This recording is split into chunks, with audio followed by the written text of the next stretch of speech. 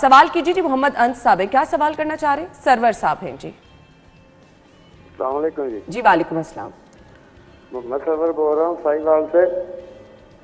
میرے تقریباً 2 مہینے ہو گئے جی, طبیعت نہیں ٹھیک ہو رہی, دوائی بھی کوئی نہیں اثر کر رہی, کمر میں بہت شدید درد ہے.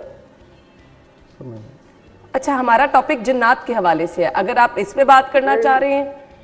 سر بات تو سنیں, یہی تو پوچھنا چاہتا ہوں, کوئی یہی تو نہیں ہے کوئی ایسا چکر؟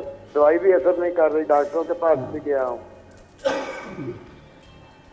اور کچھ پوچھنا چاہ رہے ہیں جی, آپ کچھ اور پوچھنا چاہ رہے ہیں سر؟ آپ کچھ پوچھنا چاہیں گے؟ یہی پوچھنا چاہ رہا ہوں کہ میرے گھر میں تو نہیں کوئی مسئلہ.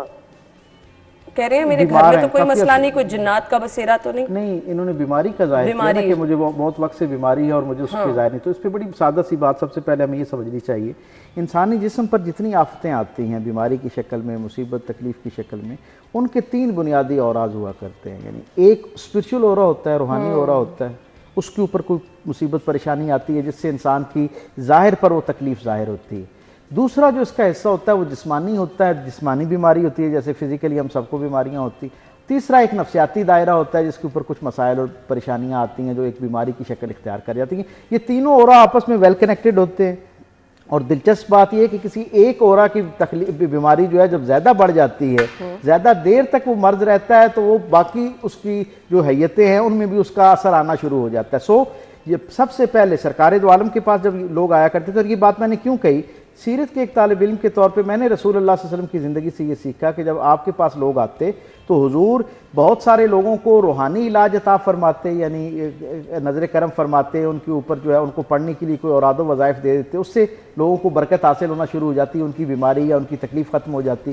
دوسرا, سرکار دو عالم صلی اللہ علیہ وسلم انڈیویجول کیپیسٹی میں بھی اور اجتماعی طور پر بھی لوگوں کے مسائل سننے کے بعد ان کی کاؤنسلنگ بھی فرمایا کرتے, تو ایک نفسیاتی پہلو مجھے وہاں سے ملتا ہے. اور تیسرا, ایک بڑی صحیح سند کے ساتھ بہت سارے لوگ ایسے سرکار دو عالم کے پاس آئے جو ظاہری جسمانی تکلیف کے ساتھ ہے, اور انہیں یہ لگتا تھا کہ ہمیں کوئی نفسیاتی یا دوسرے لفظوں میں روحانی کوئی پرابلم ہے. تو سرکار دو عالم صلی اللہ علیہ وسلم نے اور برکت کی دعا کے ساتھ انہیں اس زمانے کے اندر میرے کریم آقا کا ویژن دیکھیں اور حضور کے ہاں کس درجے کی کشادگی پائی جاتی ہے. حضور نے مدینے میں رہنے والوں کو ابو قواشہ نام کے ایک یہودی حکیم کے پاس بھیجا کہ وہاں سے اس کا علاج لو, اور کیا فرمایا کہ ساری شفا اللہ کی طرف سے آتی ہے.